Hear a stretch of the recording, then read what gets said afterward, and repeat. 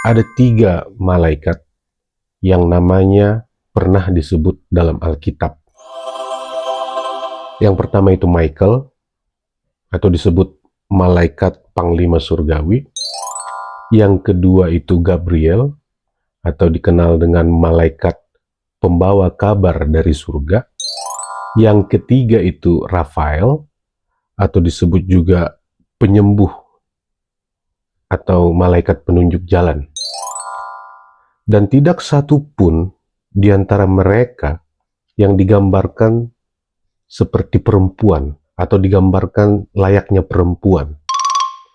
Jadi kalau ada laki-laki yang ngomong ke perempuannya, "Kau adalah malaikatku," jangan percaya. Dia itu nabi palsu.